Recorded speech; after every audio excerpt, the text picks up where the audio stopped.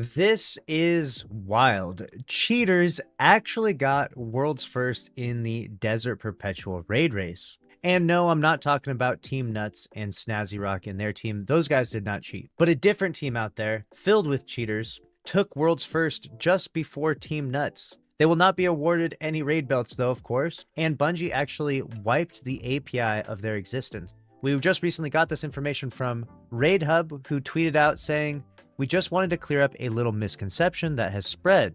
Bungie does not scrub the leaderboards before unblocking the API."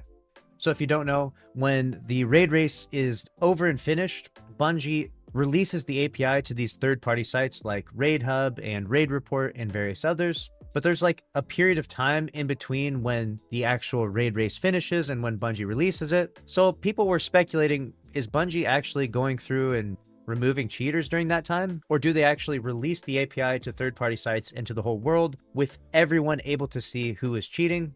And the answer is the latter, which is where we figured out that about 70% of the teams that cleared in the 48-hour raid race actually were cheating.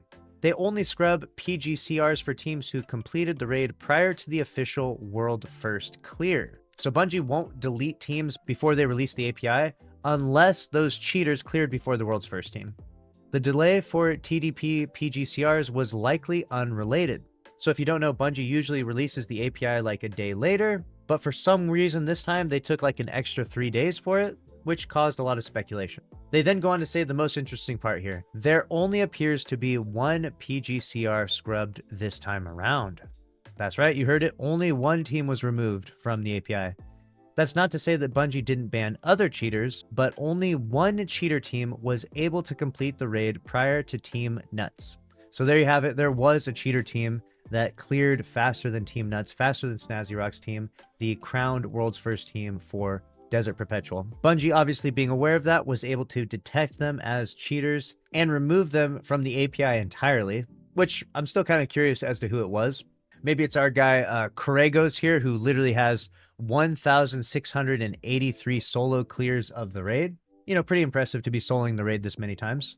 We'll likely never know which team it was or who it was, and it really doesn't matter because cheaters don't have real names, they're just anonymous online. But I found it interesting that cheaters actually did successfully clear world's first for this raid, whereas in other raids, they're not able to do so. I'll give you a good example with the Final Shapes raid, Salvation's Edge. Because of the Verity encounter that required an actual understanding of mechanics to solve a really intricate puzzle, cheaters cannot just power through that. But in this raid, Desert Perpetual, where it was all bosses, cheaters are able to use various different methods to shoot through those immunity hit markers that they get when they shoot the boss, basically allowing them to one-hit kill any and all bosses. And if they can one-hit kill any boss through their immunity, then going into a raid that has just 4 bosses and no puzzle like the Verity encounter means that they were likely going to clear world's first. We predicted this beforehand, and I think this might be the first time this has ever come true.